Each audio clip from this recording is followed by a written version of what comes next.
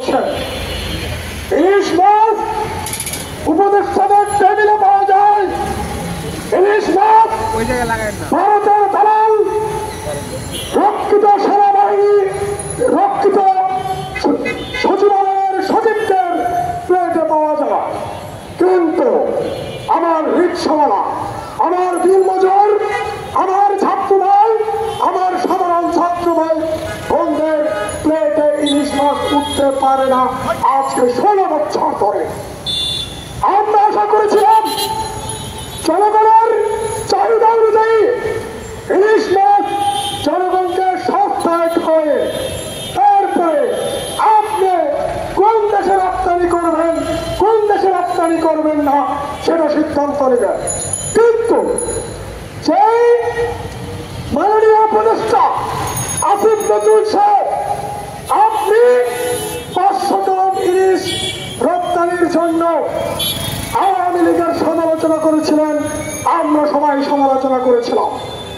কোন আটকেলে আপনি জনগণের পারমিশন না নিয়ে, আমরা আন্দোলনকারীদের অনুমতি না নিয়ে আপনি 3000 টন ইলিশ ভারতে রপ্তানি করলেন?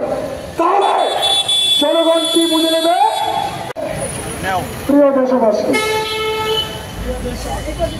আপনারা মনে রাখতে হবে, যারা শেখ হাসিনার মতো সরকারকে মদত দিবে, প্রশ্রয় দিবে, ভারতের মন খুশি করার চেষ্টা করবে, তাদেরকে শেখ হাসিনার মতো এই দেশ থেকে পালাতে বাধ্য করবো আমরা। আমি দুটি করে শেষ করবো।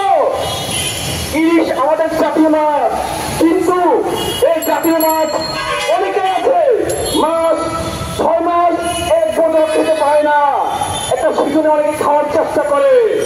কিন্তু আমরা দেখেছি যে এই সরকার আমরা যে প্রত্যাশা করছি সেই প্রত্যাশার বাইরে কাজ করেছে, প্রতারণা করেছে, নিষ্কাশন করেছে। হুঁশিয়ার করে বলতে চাই, জনগণ আপনাদেরকে ক্ষমতায় এনেছে অভ্যুত্থানের মাধ্যমে।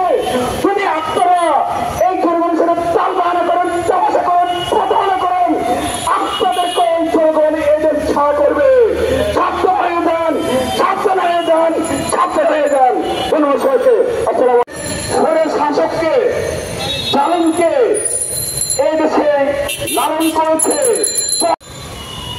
ঢাকা বিশ্ববিদ্যালয়ের সাবেক বিপ্লবী ছাত্র নেতা, আমাদের অতিথি বক্তা